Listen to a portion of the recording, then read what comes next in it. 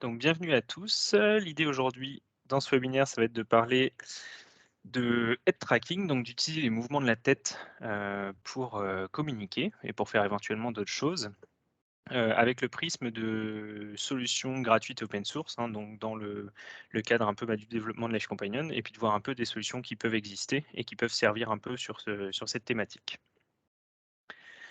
Donc déjà, l'idée un peu du webinaire, c'est de prendre, et ce sera un peu le format des prochains aussi, ce sera de prendre à peu près 40 minutes de présentation, démonstration, pour voir des solutions, présenter un petit peu la thématique, et puis après, voir comment concrètement on peut mettre en œuvre certaines solutions avec l'Edge Companion. Et puis à la fin, comme je disais, d'avoir un temps un peu plus interactif. Si vous avez des questions, si vous avez des attentes sur d'autres webinaires, de pouvoir les évoquer à ce moment-là. À chaque fois, donc 1 heure, c'est assez court. L'idée, c'est surtout de comprendre les principes généraux. Aujourd'hui, sur les tracking, ça va être de voir comment utiliser une solution de tracking gratuite sur Windows, qui est une solution parmi d'autres. Et puis ensuite, voir comment cette solution-là, on peut la combiner avec l'Edge Companion. Et comme je disais, si ça peut être interactif, moi ça me va bien, donc n'hésitez pas. Normalement, je vois s'il y a des questions qui apparaissent, donc n'hésitez pas à me mettre un petit message ou même à prendre la parole, c'est encore plus sympa. Sachant que peut-être qu'un prérequis un peu du webinaire, c'est que là, on va voir sur Live Companion comment commencer. Donc forcément, Live Companion, je ne prends pas le temps de le représenter pour gagner du temps sur ces 40 minutes. Donc pour rappel, c'est un logiciel qu'on va qualifier d'assistant numérique qui permet de faire à la fois de l'aide à la communication, de l'accès à l'informatique, et qui est très personnalisable tant sur la programmation et l'apparence de celui-ci que la partie accessibilité. Donc je vous invite, si vous voulez, vous lancer dans Live Companion, à l'installer. Donc il est téléchargeable sur Windows aujourd'hui, et puis à regarder le petit guide vidéo qui sert à démarrer justement Live Companion, donc voir comment bien l'installer sur un poste si on a des difficultés, et puis aussi voir les quelques principes généraux qui tiennent un peu l'organisation de Live Companion. Donc pour ça, il y a une vidéo qui dure une dizaine de minutes et qui sert un peu à présenter ces différents aspects. Pour rappel aussi, parce que c'est pas forcément toujours, bien identifié, Live Companion aujourd'hui est compatible particulièrement avec, les systèmes Windows, systèmes qu'on retrouve sur beaucoup d'ordinateurs et notamment aussi sur certaines tablettes. Donc il y a un modèle qu'on conseille parce qu'on l'utilise beaucoup, on a un bon retour d'expérience dessus, c'est les modèles de Surface, le dernier modèle de Surface, Go là, donc qui sont des modèles vendus par Microsoft aux alentours de 440 €. Qui permettent du coup de bien faire tourner Edge Companion dans la plupart des situations. Il y a aujourd'hui pas de version sur Android et iOS, même si c'est un travail qui est en cours de notre côté et qu'on aimerait sortir d'ici la fin d'année. Mais voilà, c'est en tout cas en termes de modèle derrière qu'on peut conseiller, ça peut être une Surface Duo, sachant que a priori, si vous avez du matériel Windows, il n'y a pas trop de raisons que ce soit pas compatible. Néanmoins, plus vous aurez un matériel compatible, répandu, plus vous aurez des chances de trouver par exemple de bonnes protections ou autres. Et un autre petit point qu'on rappelle quand même quand on prend une tablette type Surface, ou même n'importe quelle tablette, mais particulièrement sur les surfaces, ça va être de bien les protéger. Donc d'aller prendre des coques de bonne qualité, qui peuvent être des fois un peu chères par rapport au prix de la tablette, mais du coup qui permettent de la faire durer dans le temps. Et puis de penser aussi sur certains matériels, on va parler tout à l'heure de- d'outils qui permettent de brancher des contacteurs, par exemple, d'avoir des adaptateurs qui permettent d'aller brancher ces contacteurs-là. Parce que sur les matériels type Surface, vous avez aujourd'hui qu'une seule petite prise, et donc du coup des hubs USB, les adaptateurs permettent de le faire. Et pour les plus geeks d'entre vous, il faut savoir aussi qu'il y a des versions Linux et Mac disponibles sur le site de Live Companion, alors qu'ils sont beaucoup moins éprouvés parce qu'on a beaucoup moins d'utilisateurs sur ces systèmes, mais qui peuvent être disponibles à l'installation, tout comme les versions Windows. Un autre élément qui est présenté dans le guide de démarrage sur Live Companion, mais que je voulais rappeler avant de commencer, c'est le fait que Live Companion va fonctionner dans 2 modes. On a un mode édition, destiné du coup aux professionnels de santé, à l'aidant, qui permet d'aller vraiment paramétrer l'interface, son comportement, les éléments, l'affichage, et cetera. Et puis on va avoir un mode utilisation qui est vraiment destiné à la personne qui doit utiliser Live Companion, qui va vraiment là avoir toutes les fonctions qui permettent d'être utilisées. Je ne sais pas s'il y a une question. C'est juste un micro ouvert. juste un petit écho, je suis désolé. Tu as pu Je me parler. permets de désactiver le micro pour éviter d'avoir un écho, mais n'hésitez pas à le réactiver si besoin. Donc voilà un peu sur ce fonctionnement des différents modes autour de Live Companion. Donc c'était un peu l'intro qui pourrait être presque commune à tous les webinaires. Maintenant, pour parler du head tracking. Donc quand on parle d'head tracking, alors je suis désolé, j'utilise un terme anglais, mais je ne trouvais pas de mot aussi compact qui permettait de bien le présenter en français. Déjà, le head tracking, qu'est-ce que c'est? Globalement, ça va être souvent d'utiliser les mouvements de la tête pour déplacer un curseur à l'écran. Alors, curseur au sens très large, ça peut être un curseur au sein d'une application ou même vraiment le curseur de souris comme on peut avoir sur un ordinateur classique. Et ce qu'il faut savoir, c'est qu'il y a différents types de head tracking. Il va y avoir des head tracking avec des caméras, donc qui peuvent être des webcams grand public, comme ce sera un peu le cas de la solution qui sera présentée tout à l'heure. Mais aussi des caméras spécifiques, avec des caméras vraiment qui sont dédiées au head tracking, donc du coup qui vont pouvoir avoir un apport en précision ou en reconnaissance du visage. Et puis après, on va avoir d'autres systèmes de tracking qui vont être avec un support externe. Donc typiquement, il peut y avoir certaines caméras qui vont devoir utiliser quelque chose que vous allez fixer sur votre visage pour pouvoir mieux repérer votre visage face à la caméra. Ou aussi pas mal de systèmes qu'on va appeler gyroscopiques, qui peuvent être des branches de lunettes ou quelque chose qu'on va fixer sur la tête. Et là, pareil, qui va réussir à détecter l'orientation de la tête pour avoir le même fonctionnement qu'un head tracking. Donc c'est finalement des considérations assez technologiques pour faire la même chose, c'est-à-dire essayer de déplacer un pointeur sur l'écran, mais du coup qui vont avoir un impact derrière. Donc ça, c'est vraiment en ce qui concerne le déplacement d'un curseur sur l'écran. Et après, une fois qu'on a cette partie-là, tout l'intérêt de pouvoir déplacer sur ce curseur sur l'écran, je suis désolé, j'ai un petit écho. Je me permets juste de désactiver le micro pour éviter d'avoir cet écho. Une fois qu'on va avoir cet élément pour pouvoir déplacer le curseur, ensuite il va falloir sélectionner parce que c'est tout l'intérêt. Donc là, souvent, on va avoir différentes choses, mais les deux principales utilisées, ça va être la temporisation. Donc l'idée de la temporisation, c'est que vous allez rester un certain temps immobile au-dessus d'un élément et que cet élément va finir par être sélectionné au bout de ce temps. Donc, à l'avantage de ne pas nécessiter d'une interaction physique supplémentaire, on n'a pas besoin d'avoir un mouvement en plus pour pouvoir le faire. L'inconvénient, par contre, c'est qu'il faut avoir une capacité de pouvoir mettre en pause cette temporisation quand on veut être en lecture, par exemple, ou quand on veut juste balayer visuellement ou regarder ailleurs et pas forcément être en sélection directement. Ensuite, on peut avoir un clic, un appui physique, du coup, qui va être soit combiné à de la temporisation, soit à part. Et là, souvent, donc, on va pouvoir aller utiliser des contacteurs, donc des boutons adaptés qui vont permettre d'aller faire ce clic. Donc l'idée d'un contacteur derrière, ça va être de le placer par exemple sur un doigt, sur la main, sur le genou, pour pouvoir aller cliquer une fois que j'ai déplacé mon curseur au bon endroit.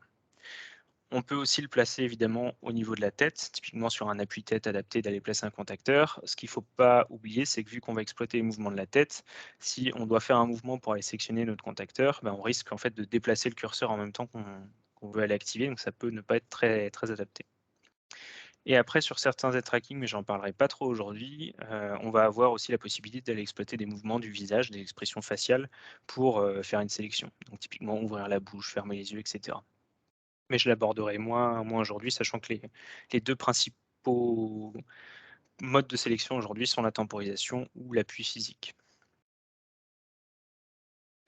Donc là, c'était juste pour balayer quelques exemples d'aide tracker avec différentes technologies justement qui peuvent exister.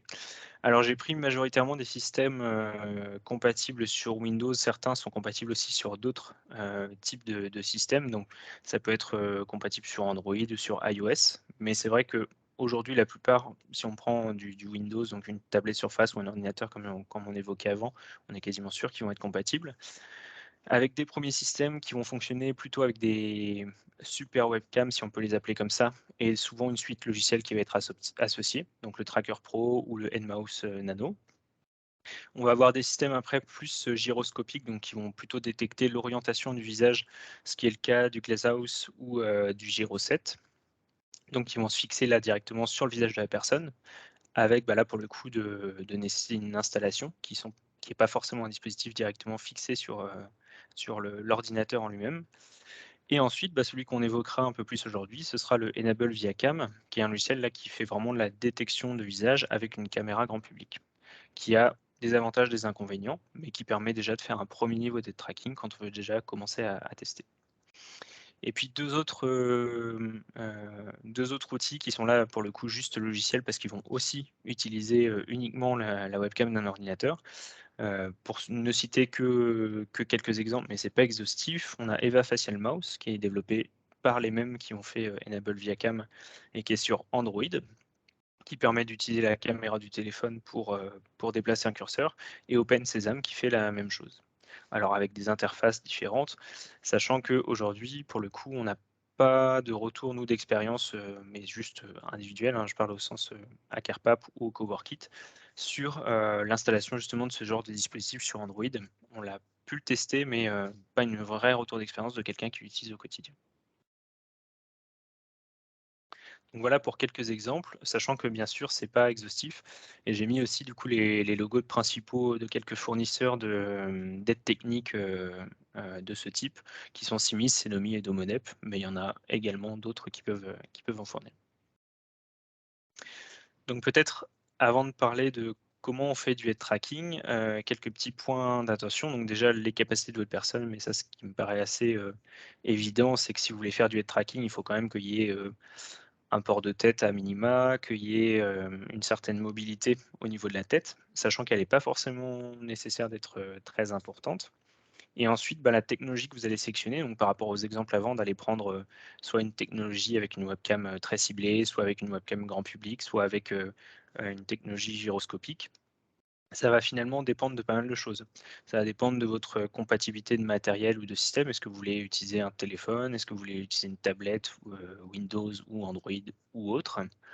Et puis aussi, en fonction de la technologie, ce qu'il faut avoir conscience, c'est que certaines technologies vont être influencées par l'environnement extérieur de la personne.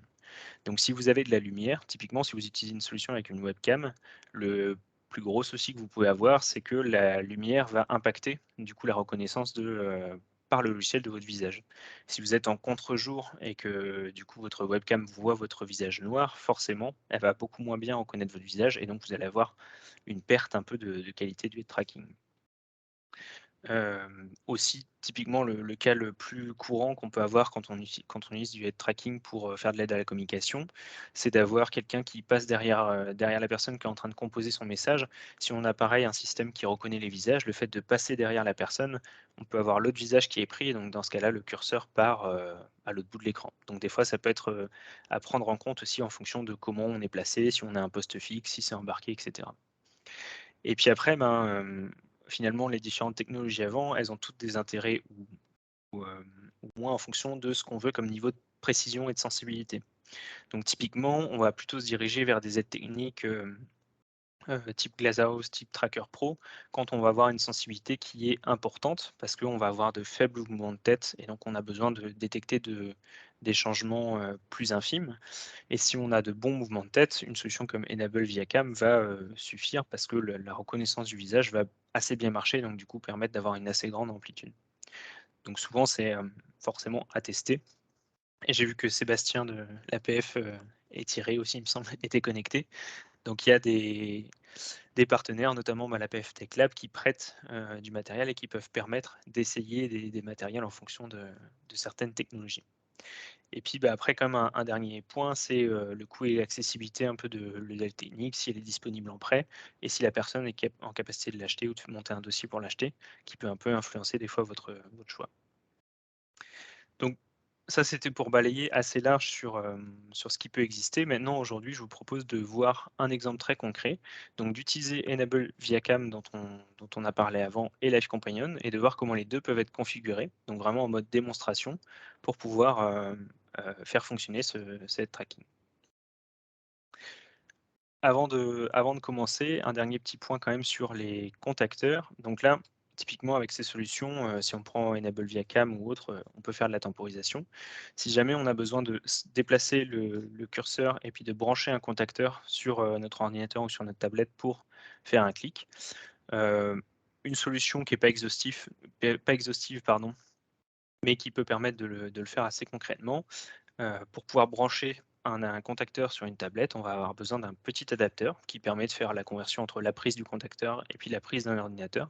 Donc un modèle qu'on utilise nous pas mal qui est le Ncore MIDI qui vaut 65 € et qui permet, en branchant un contacteur, voire 2 contacteurs, hein, c'est la petite clé qu'on voit en haut à droite, on peut aller définir, de simuler un clic de souris, donc typiquement qui peut servir à faire de la sélection ou une touche de clavier derrière.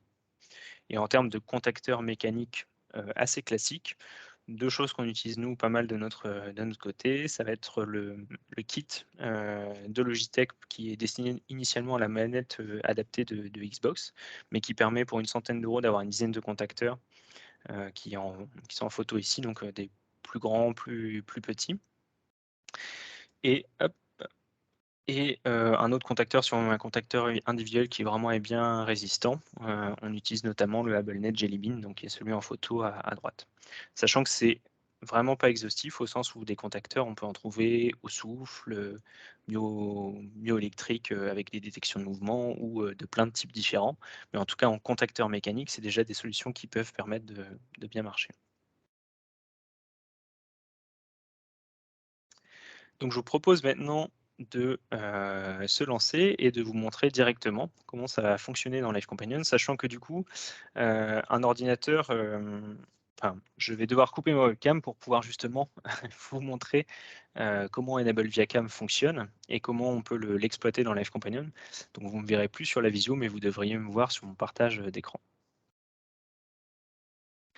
Donc, la solution aujourd'hui que je vous propose de présenter, c'est Enable via Cam, donc un logiciel gratuit. J'ai mis le lien vers ce site et il sera en description du replay. Donc ça permet de faire de l'head tracking avec une webcam comme je l'évoquais, et ça permet de faire une validation soit par une temporisation, avec la petite barre là d'outils qu'on va voir si on active la temporisation, qui permet de faire à la fois des clics gauche, donc un peu ce qu'on a le plus besoin sur un ordinateur, mais aussi de déplacer par exemple la molette, de faire des clics droits, etc. Ou sinon de désactiver cette barre d'outils et d'utiliser un contacteur pour aller faire un clic ou autre chose pour aller faire un clic. Sachant que, bah, pour rappel, comme je l'évoquais avant, vu que c'est quelque chose qui utilise une webcam classique, il faut bien penser que ça va être sensible à l'environnement. Donc si vous êtes en contre-jour ou qu'il y a quelqu'un derrière, bah, ça peut des fois perdre le tracking de votre visage. Et dans Live Companion, ce qu'on va faire comme adaptation, c'est qu'on va voir comment, si on active le clic dans Enable via Cam, on peut l'utiliser dans Live Companion directement. Comment, si on veut désactiver pour un patient, par exemple, qui aurait besoin d'un accès un peu plus adapté, on peut désactiver le clic dans Eviacam et puis mettre une sélection uniquement dans Live Companion pour avoir un retour visuel de notre sélection. Ou comment, avec un contacteur, on peut combiner Enable Viacam et puis Live Companion pour commencer à communiquer ou utiliser son ordinateur. Sachant que je vous montrerai quelques petites astuces pour optimiser un peu le head tracking. Donc déjà, on va un peu penser à placer des éléments de manière optimisée. On verra comment. Pour déplacer, par exemple, si on a quelqu'un qui va avoir plus de facilité sur un côté de l'écran, on va pouvoir déplacer du bon côté de l'écran. On va voir aussi comment, bah, des fois, on peut simplement faciliter la sélection en écartant un petit peu plus les éléments, éviter de rester trop groupés au même endroit. Et puis aussi, comment on va apprendre à son patient à servir des bords de l'écran comme une aide en head tracking, et notamment via Enable via Cam. Bah, il y a une petite astuce qui permet aussi d'aller élargir son amplitude de sélection. J'ai été trop vite. Donc je vais couper ma webcam et puis je vais vous proposer de vous montrer ça en direct. Et n'hésitez pas, s'il y a des questions ou autres, je pourrais les prendre. Donc déjà, peut-être avant même d'aller dans Live Companion, parce que Enable via Cam, ce qu'il faut avoir en tête, c'est que c'est utilisable sur tout l'ordinateur. Donc déjà, en fait, juste installer comme ça, vous pouvez déjà faire du head tracking, aller naviguer sur Internet ou autre. Donc je l'ai installé via le site Internet. Sur le site que j'évoquais tout à l'heure, on a un installeur, ça s'installe comme à peu près n'importe quel logiciel. Et puis je vais le lancer. Hop. Donc quand vous ouvrez Eviacam, normalement sur mon partage d'écran, n'hésitez pas à me dire si on ne voit pas bien. On voit du coup la petite fenêtre de prévisualisation et on voit ce petit carré du coup qui va nous indiquer si le visage est bien détecté. Donc s'il est bien détecté, il va être rouge. Si par exemple il est plus détecté. Alors bon, là, je sais pas si voilà, il est bleu, il devient bleu, ça veut dire que le visage est plus détecté. Alors en ces temps de Covid, ce qu'il faut savoir aussi, c'est que des fois avec un masque sur le visage, ça va un peu moins, bien détecter le visage, donc si possible, l'essayer sans masque pour l'utiliser. Donc là, en fait, c'est juste une prévisualisation finalement de ce qu'on va pouvoir faire dans Enable via Cam. Et ce qui peut nous intéresser dans Enable via Cam, c'est la partie options, qui pour le coup est plutôt bien faite. On a des choses assez simples. Le premier onglet mouvement du curseur va vous permettre de régler la vitesse de votre curseur. Donc globalement, si vous avez quelqu'un qui a de très faibles mouvements, vous allez mettre une vitesse plus importante pour qu'un petit mouvement de tête vienne déplacer le curseur plus rapidement.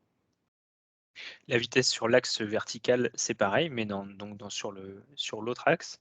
L'avantage de pouvoir les séparer en vertical et en horizontal, c'est du coup de se dire que si on a quelqu'un qui a de bons mouvements droite-gauche, mais de très faibles mouvements sur l'axe vertical, on va pouvoir mettre une vitesse sur l'axe vertical assez élevée et un peu plus faible sur l'axe horizontal.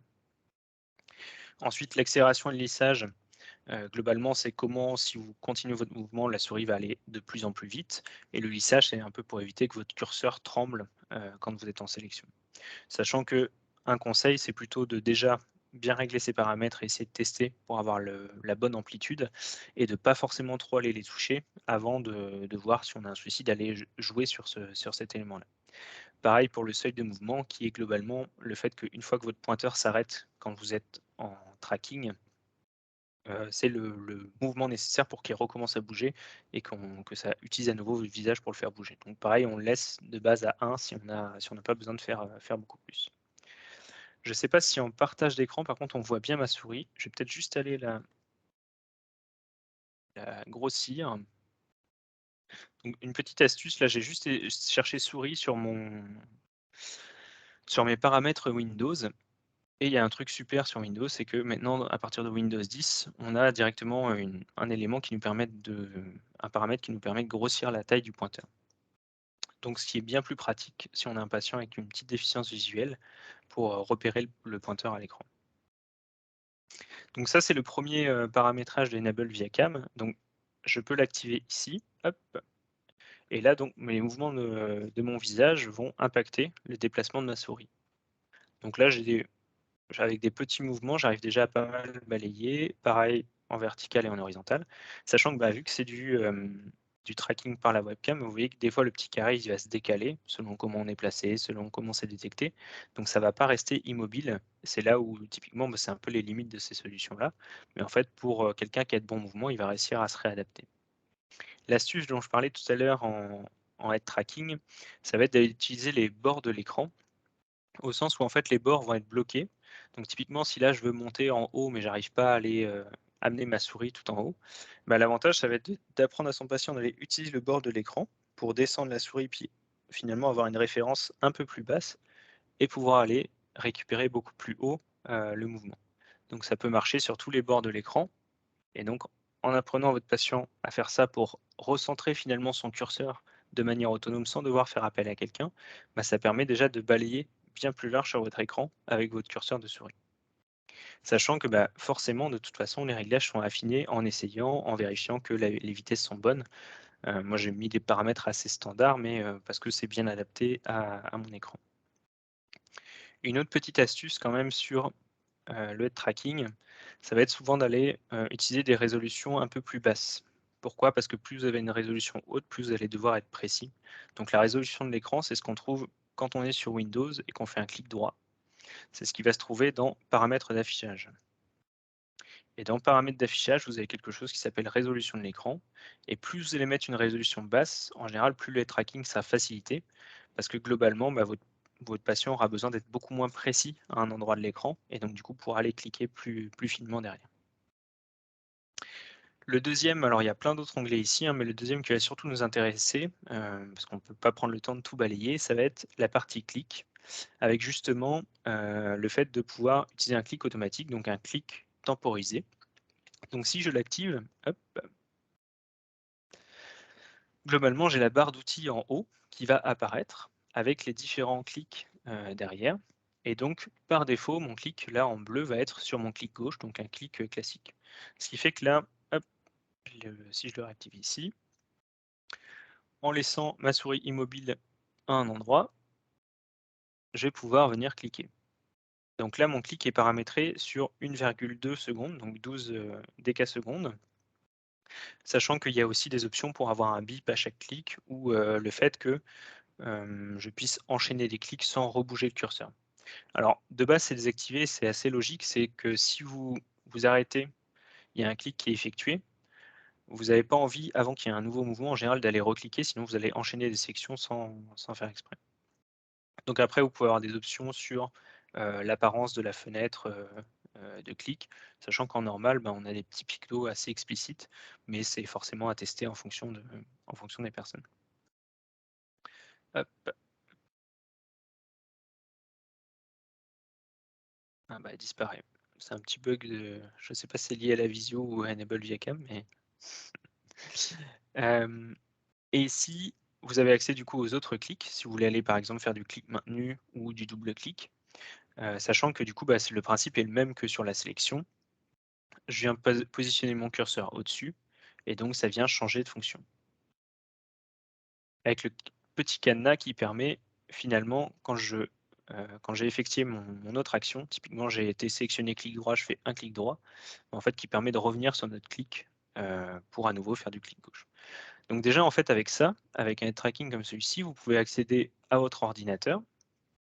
Ici là ce que j'ai fait, c'est que j'ai été le mettre en pause pour justement typiquement je suis sur ma page web, j'ai envie de lire le contenu de ma page web, je vais aller le mettre en pause pour éviter que ça fasse des clics intempestifs et ensuite je pourrais venir le réactiver pour à nouveau utiliser les clics de mon head tracking.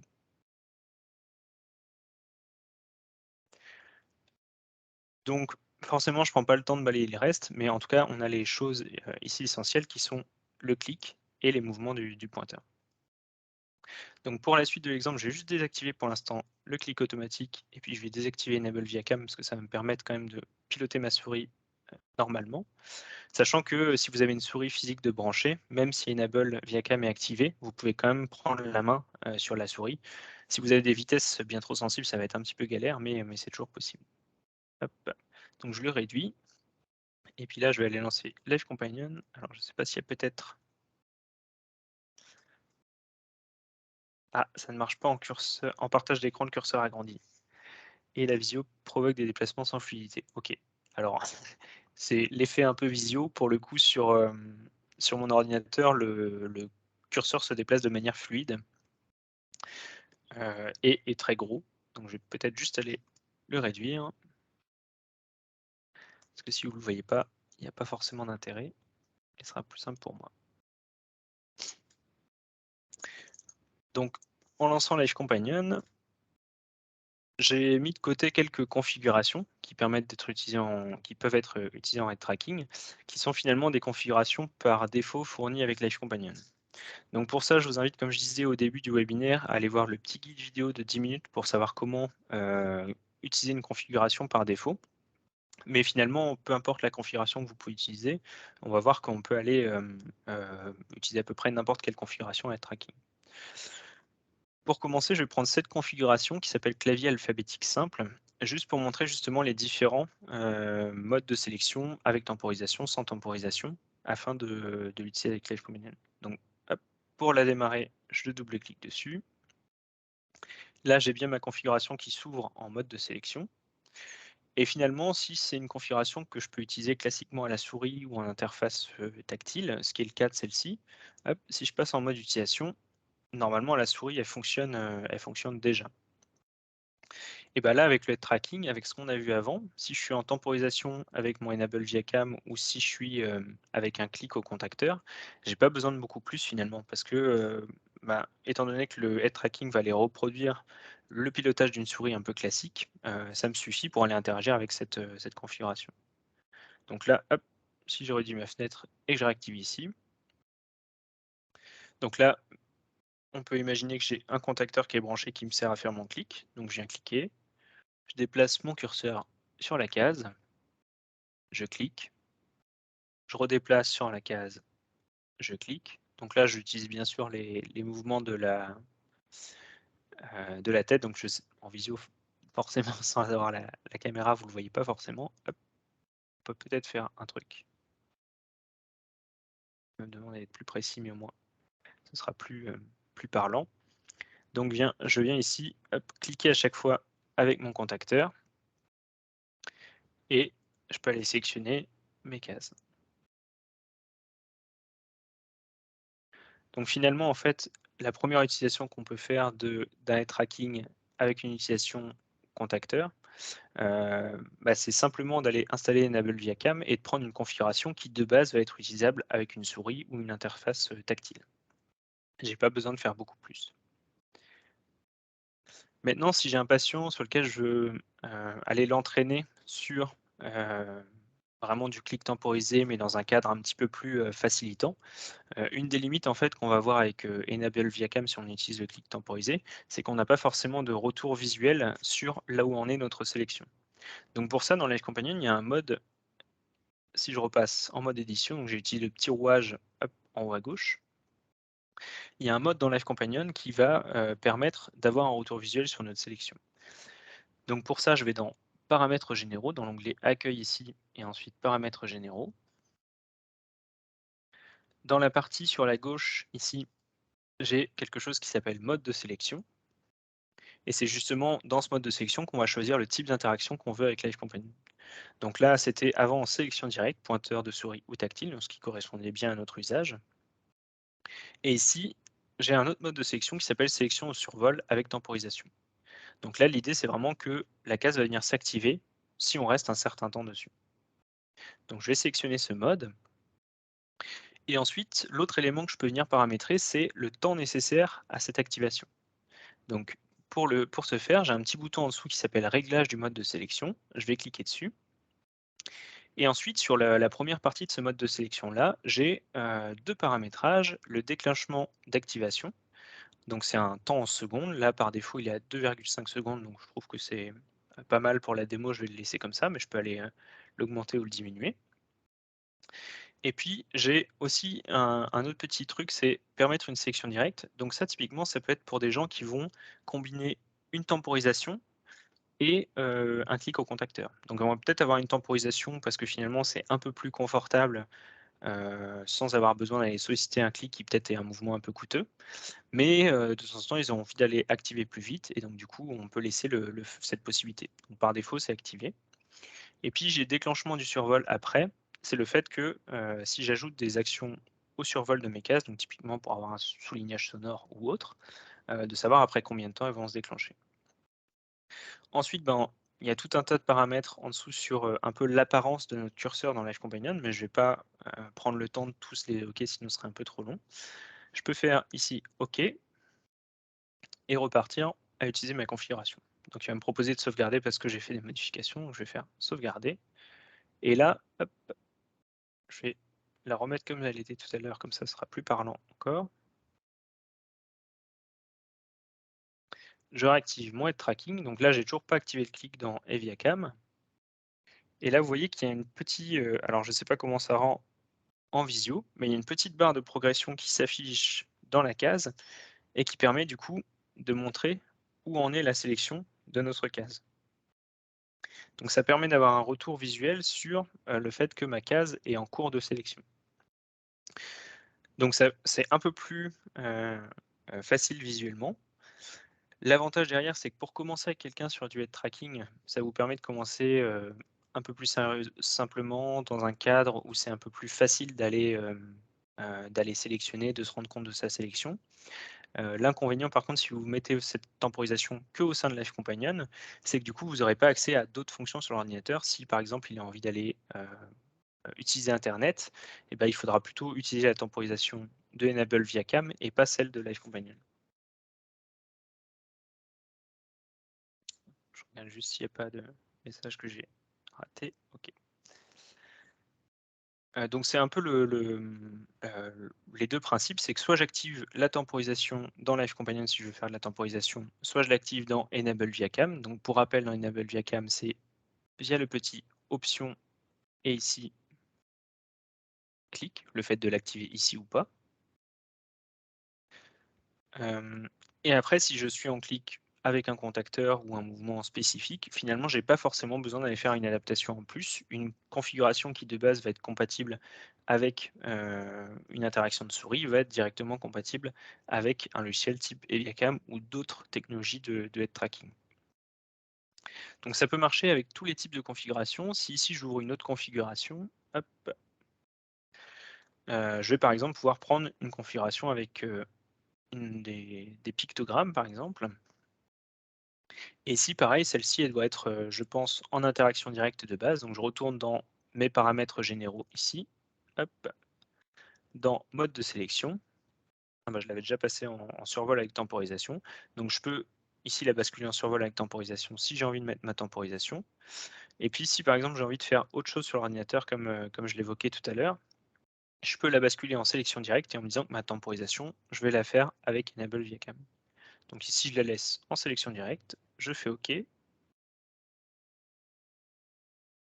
la lance pour l'utiliser, je la replace comme tout à l'heure, et puis là du coup bah forcément ma souris elle va passer au-dessus mais il va rien se passer parce que j'ai pas activé de temporisation.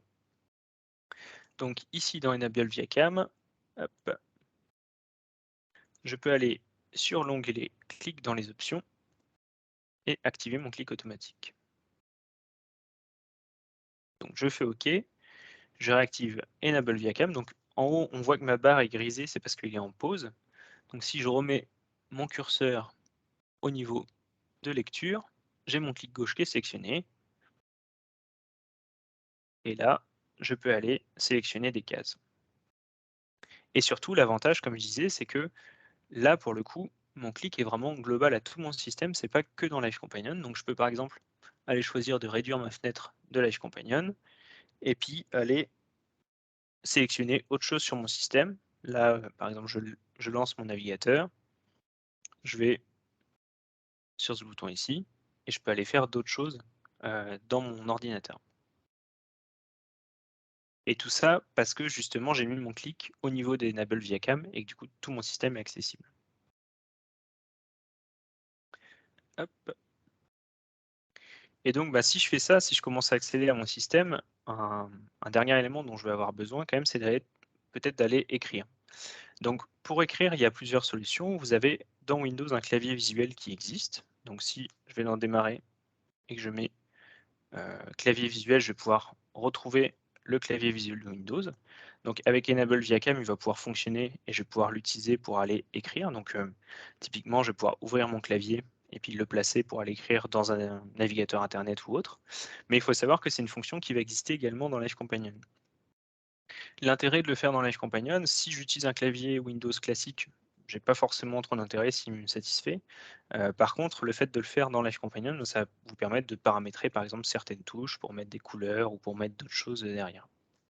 Donc ici, une autre des configurations qui peut être disponible par défaut dans Live Companion, c'est le clavier visuel virtuel. Donc que je vais ouvrir. Hop, je vais bien vérifier, vu que là j'utilise mon clic de Enable Viacam, je vais bien vérifier qu'il est en sélection directe. Donc je retourne dans paramètres généraux, hop, il est bien en sélection directe, donc jusqu'à là, je suis bien. Et puis, hop, en le lançant en utilisation, j'ai ici un clavier visuel qui est fait avec Live Companion. Donc je vais pouvoir réactiver mon Enable Viacam. Donc des fois, si la fenêtre est réduite de Enable Viacam, elle peut se mettre dans une petite barre en bas. Hop. Et si je le réactive, donc là, je vais le remettre en lecture. Je vais peut-être réduire ma fenêtre de Enable Viacam pour pas qu'elle m'embête. Je vais pouvoir retourner dans mon navigateur. Je clique. Et là, la fonction intéressante de Enable Viacam, ça peut être le hop, clic maintenu pour pouvoir déplacer la fenêtre. Sinon, l'autre intérêt de Live Companion, c'est que vous avez des actions dans Live Companion qui peuvent être ajoutées sur des cases qui s'appellent déplacer la fenêtre de Live Companion et qui vont vous permettre de décaler votre fenêtre de clavier virtuel.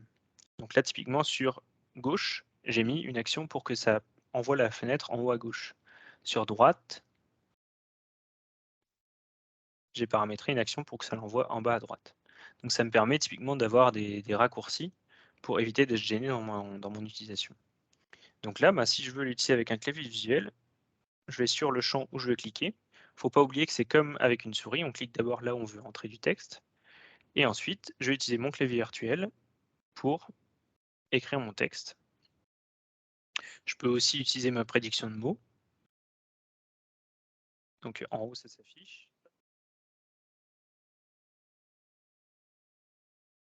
Donc ici, bah, j'ai pu écrire mon texte. Et si mon clavier visuel hop, me dérange, je peux le réduire par exemple. Alors ici, c'est un mauvais exemple, je suis sur la barre en haut, donc je pense que ça ne doit pas marcher. Hop. Je peux le réduire et puis aller faire d'autres choses sur mon ordinateur ou simplement peut-être hop, aller mettre en pause. Là par exemple, voilà, aller mettre en pause mon logiciel et donc du coup pouvoir lire ma page un peu plus tranquillement.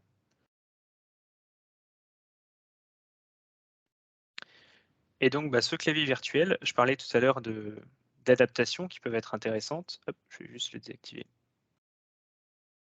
pour montrer ça. Puis après on pourra passer aux échanges vu l'heure. Une adaptation qui peut être intéressante sur des configurations de Live Companion, ça va être d'aller augmenter l'espace entre les cases. Si vous êtes en head tracking et que vous avez besoin d'avoir un peu plus d'espace entre les cases. Donc pour faire cela, on va aller sélectionner la grille qui contient toutes nos cases ici. Donc pour sélectionner une grille, on a deux options. Soit en bas à droite, on va sélectionner le petit bouton jaune qui apparaît avec 4 carrés à l'intérieur, et ça permet de sélectionner la grille. Soit dans l'onglet Sélection, on va avoir ici la liste de toutes les grilles et donc je peux aller cliquer directement dessus pour sélectionner une grille. Et ici, hop, peu importe par quel moyen je l'ai sélectionné, dans l'onglet Sélection, j'ai deux paramètres, l'espacement horizontal et l'espacement vertical dans ma grille. Donc en l'augmentant, ça peut me permettre d'augmenter l'espace entre mes cases et donc du coup d'avoir une sélection un peu plus adaptée. Je peux aussi choisir, si j'ai besoin d'un contraste visuel fort ou autre, dans Style, d'aller par exemple mettre une couleur entre les cases à l'arrière qui va être différente pour venir avoir une apparence un petit peu différente sur ma grille. Donc ça peut être justement l'intérêt d'aller utiliser une configuration d'accès informatique dans Live Companion, c'est de pouvoir venir adapter. Et typiquement les deux cases tout à l'heure que j'utilisais qui étaient gauche et droite, si je clique dessus pour les sectionner, dans l'onglet Action, je vois que justement il y a une action déplacer la fenêtre pour déplacer la fenêtre de Live Companion en haut à gauche. Mais je pourrais très bien la mettre juste à gauche, en bas à gauche. À la limite, peu importe, ça on configure comme on le souhaite. Si je double-clique dessus, je peux choisir une autre direction derrière. Donc c'est là où, en head tracking, on peut aller servir de l'adaptabilité de Live Companion pour faire vraiment ce qu'on veut et pour aller adapter à notre patient derrière ce qu'on veut essayer. Typiquement, une utilisation de Live Companion qu'on a pu faire à un moment donné, c'était de faire un clavier très horizontal pour quelqu'un qui avait de bons mouvements de balayage horizontaux sur du head tracking et donc du coup d'aller mettre toutes les lettres en horizontal, donc par rapport à un clavier un peu classique où on a 3-4 lignes de lettres, bah, tout mettre en horizontal parce qu'il avait une bonne précision sur le balayage horizontal dans les compagnies. Donc ça peut être l'intérêt d'aller faire du personnalisé, de réorganiser ses cases ou de faire une configuration vraiment sur mesure pour la personne. Hop. Donc pour résumer un peu, on peut utiliser toutes les configurations de Live Companion. Dans paramètres généraux et dans mode de sélection, on règle le type d'interaction. Soit on utilise une temporisation de Enable via cam ou une temporisation ou une sélection au contacteur et on laisse en sélection directe. Soit on veut faire quelque chose d'un peu plus adapté et un petit peu plus facile pour notre patient et on vient mettre sélection au survol avec temporisation et on désactive la temporisation d'Enable via cam. Donc c'est un peu ces deux orientations qui sont les deux principales, on va dire, quand on fait du head tracking. Sachant que forcément, bah, ça fait pas mal de paramétrage. C'est l'idée aussi de faire un webinaire et un replay pour pouvoir voir éventuellement bah, les différents menus qui ont été accédés et que c'est forcément, on est obligé de faire des choix. Un petit exemple de quelques paramétrages, mais en tout cas des principaux qui permettent d'installer Enable via CAM, d'installer Live Companion et de commencer à faire du head tracking assez simplement. Sachant que rien n'empêche aussi d'utiliser Live Companion ou Enable via CAM comme des solutions pour pouvoir tester le principe du head tracking et de se dire qu'après, finalement, les mouvements sont plutôt pas mal, mais qu'on a besoin d'une solution plus précise ou autre, et donc d'aller basculer sur une autre technologie de head tracking si c'est nécessaire. Bam. Donc je vais désactiver Enable via CAM pour vous voir à nouveau.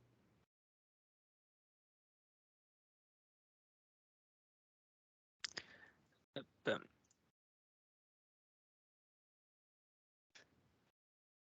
Donc peut-être avant de passer aux échanges, juste pour aller un peu plus loin ensuite, parce que, voilà, l'idée aussi pour nous, c'est de communiquer sur Live Companion et ce qu'on peut proposer autour.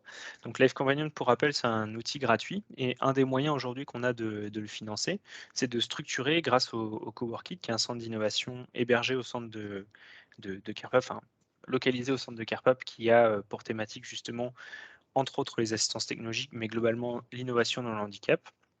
De proposer des formations à destination de professionnels ou d'autres personnes, ça peut être des aidants ou autres, sur Life Companion. Donc les prochaines sont en novembre et en mars et qui permettent justement d'aller financer la maintenance, le développement du logiciel.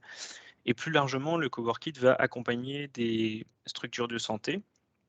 Soit ça peut être sur des projets d'innovation spécifiques, mais ça peut être aussi via des contrats d'accompagnement, à partir de quelques jours par an, où l'idée souvent est plutôt d'accompagner sur des thématiques, autour des assistances technologiques et pas simplement sur Life Companion. Pour nous, Life Companion, c'est une brique, technologique qu'on peut continuer d'utiliser dans nos prises en soins, au quotidien, mais on utilise aussi plein d'autres outils. Donc, l'idée du Coworkit, ça reste quand même de rester sur cette position assez neutre, d'accompagnement et de ne pas aller, spécifiquement faire un accompagnement sur Life Companion, par exemple, si on a besoin d'un accompagnement plus large sur des solutions justement d'accès au numérique ou de la domotique, etc.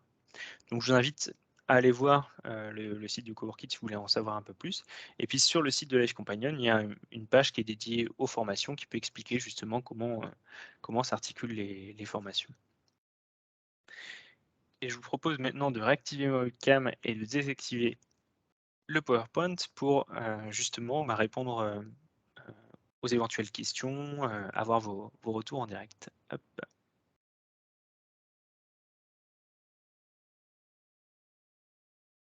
Je ne sais pas du coup si il y a des questions, si c'était des éléments que pour certains vous connaissiez déjà. Alors pour certains je connais la réponse, pour d'autres pas du tout.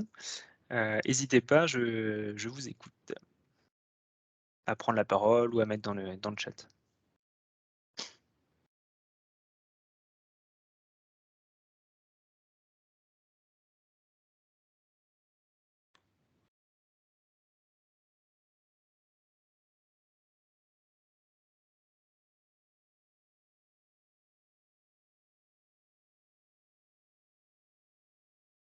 Merci Anne-Pascale pour le retour.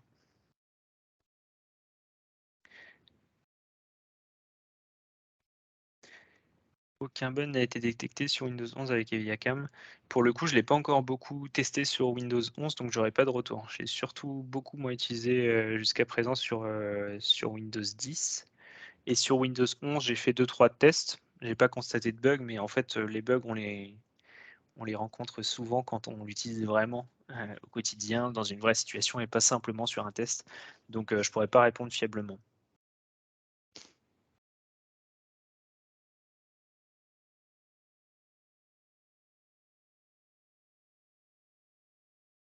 Sachant que du coup pour Anne-Pascale aussi qui dit: «Je ne suis pas très calé», le head tracking, c'est une solution parmi d'autres solutions d'assistance technologique. Je peux que conseiller et la présence des 2 collègues de l'APF Tech Lab en plus me rappelle en plus de le faire, mais je pense que j'y aurais pensé heureusement sinon. Aussi d'aller voir justement le site de l'APF Tech Lab qui peut avoir des dossiers de veille sur des assistances techno, sur des types de solutions à conseiller et donc du coup qui peuvent être des bonnes ressources aussi pour savoir comment commencer. Et puis sur de l'accompagnement plus ciblé, ça peut être de les contacter ou justement quand on a un besoin un peu plus global sur les assistances techno, de faire appel au coworking qui peut, monter des contrats de collaboration, là-dessus.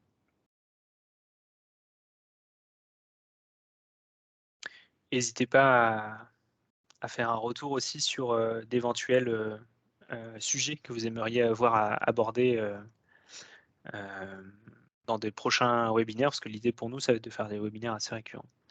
Donc est-il possible d'assigner les combinaisons de phonèmes sur une touche de la grille? Ou alors combinaison de phonèmes, je ne sais pas ce que vous entendez exactement par là. Si c'est, des combinaisons, orthographiques, donc de mettre des messages derrière ou autre, oui. Si c'est une autre idée, parce que pour le coup, on a pu faire quelques claviers phonétiques, mais qui restaient quand même des claviers organisés phonétiquement, mais avec les transcriptions orthographiques de phonèmes.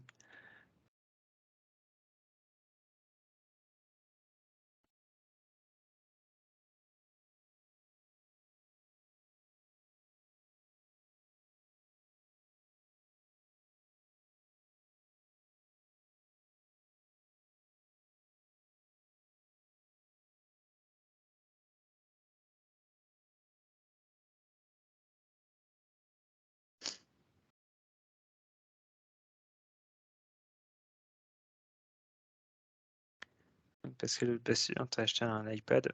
Alors iPad niveau accessibilité, c'est super. L'iPhone 21 n'est pas disponible dessus, mais en tout cas pour démarrer et pour, mettre en place des solutions d'accessibilité, ça peut être top.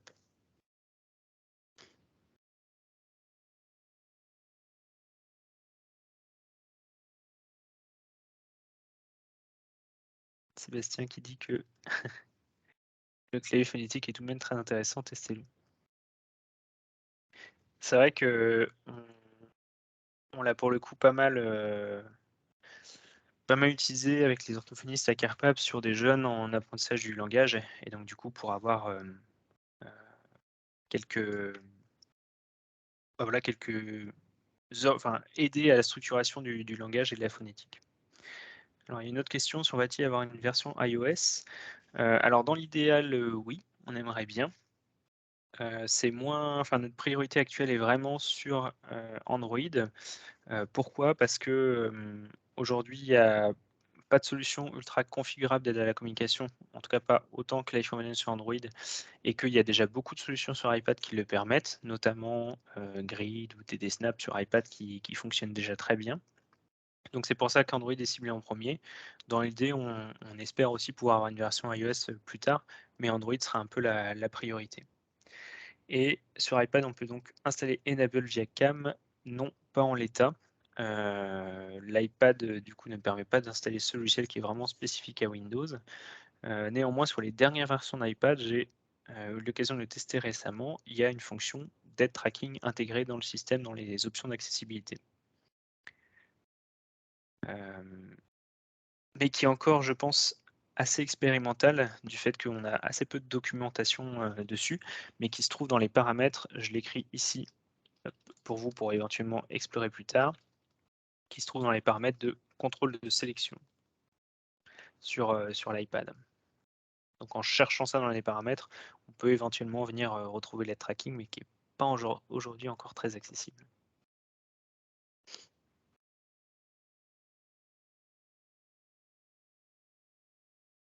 Ah et merci pour la précision Sébastien qui dit qu'il faut un iPad doté d'une puce A13.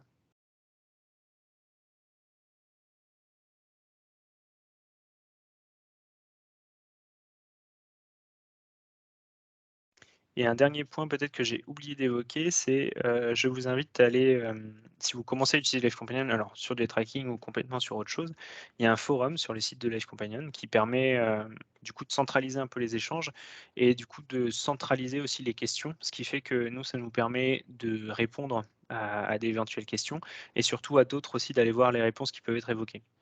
Parce que, vu que c'est un logiciel gratuit, on ne peut pas se permettre de faire du support au téléphone pour tous ceux qui auraient des questions. Mais le forum, quelque part, pour nous, c'est un bon moyen de capitaliser si vous avez, des questions pour aller poser votre question et pour nous y répondre et que ce soit publiquement accessible. capture dynamique sur un clavier papier déjà existant pour s'en servir comme fabricant de paroles.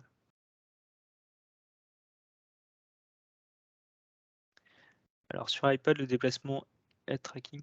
Alors je suis déjà pour la première question, aller faire une capture dynamique sur un clavier papier déjà existant pour s'en servir comme fabricant de paroles.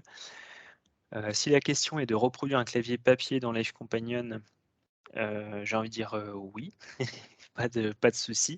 L'idée de pouvoir configurer Live Companion comme on veut, aussi bien en termes d'apparence et de contenu, c'est justement aussi de pouvoir éventuellement convertir un support papier en support numérique, et aussi de pouvoir faire l'inverse parce que c'est pas exclusif. Mais je ne sais pas si je réponds bien à la question, donc il ne faut pas hésiter à préciser. Et sur iPad, le déplacement head tracking est proportionnel. Alors ça, pour le coup, Thierry, je ne sais pas bien. J'ai que très peu utilisé pour l'instant. Il me semblait qu'il y avait les deux modes et qu'il proposait ce réglage. Et c'est encore des options un peu cachées, j'ai l'impression, pour l'instant.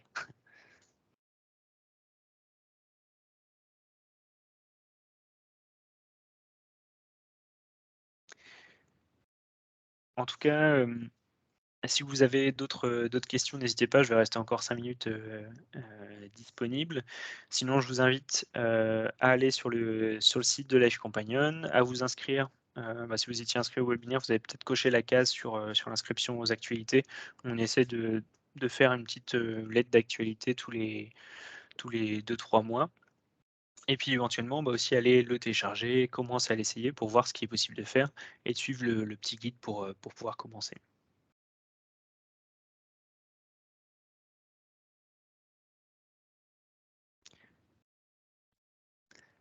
Hop. Vous levez la main. Si c'est pour prendre la parole au micro, allez-y, hein, il n'y a pas de souci. Merci à vous. Bonjour, merci Bonjour. pour ce webinaire. Oui, je parlais de pointer sur un clavier papier et que la machine visualise le clavier, l'analyse comme étant un clavier et en extrait les informations qui correspondraient à l'équivalent d'un clavier sous forme numérique. Est-ce que je ne sais pas si je suis très clair.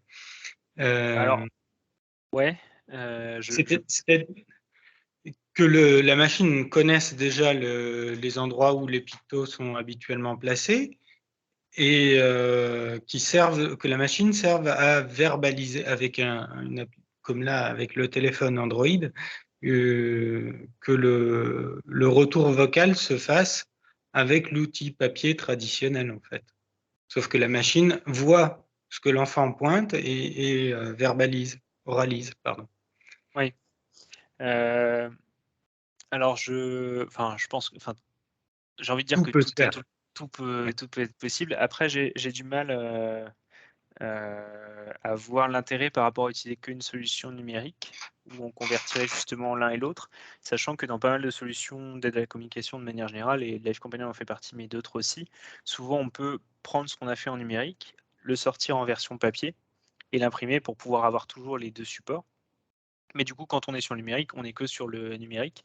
Et sinon, peut-être une autre piste aussi, c'est qu'il existe alors soit des licornes, je ne sais pas si ça vous parle, les casques avec une tige au bout pour aller pointer physiquement sur du papier, soit aussi, alors je ne sais plus quel revendeur faisait ça, mais des lunettes avec un laser fixé dessus pour aller faire du pointage papier si on va avoir un pointage en head tracking papier finalement et le faire.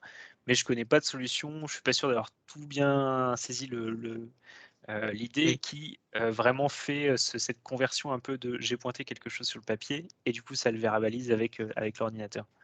Mais je suis désolé, je suis peut-être à côté de la plaque. C'est pour les personnes qui ne sont pas forcément équipées en numérique, mais qui pourraient rencontrer sporadiquement des gens en montrant un flash code, pas un flash code, un QR Un code, QR code. ça donnerait accès avec n'importe quel téléphone de n'importe quelle personne rencontrée à la verbalisation de ce que l'enfant qui a l'habitude de pointer sur un outil qui va déchirer, manger, enfin tout faire avec, sans l'abîmer, quoi, parce que Hmm. ça permet peut-être plus de transférabilité. Oui, ouais, je vois l'idée. On ne confie pas l'appareil à l'enfant, on ne confie pas l'appareil numérique forcément à l'enfant. Bah, en soi, je trouve que ce serait une super idée. Techniquement, j'aurais du mal à voir si c'est réalisable, du fait qu'il y a 2 choses à identifier finalement avec le téléphone, c'est le visage de la personne et le support papier, pour pouvoir faire les 2 en simultané quoi, quelque part. Ah pardon, je parlais pas oui pardon, je vous laisse, mais je parlais pas de Mais papier. dans l'idée, je trouve que ça pourrait être une bonne idée. Je pense que enfin après, je sais pas, toutes les solutions sont bonnes si elles sont adaptées à la personne quelque part et je vous rejoins sur le fait qu'il faut que ce soit le plus transversal possible et surtout le plus utilisable possible au quotidien, quoi. Merci. Merci et merci, aux aux personnes qui souhaitent une bonne soirée et aux messages.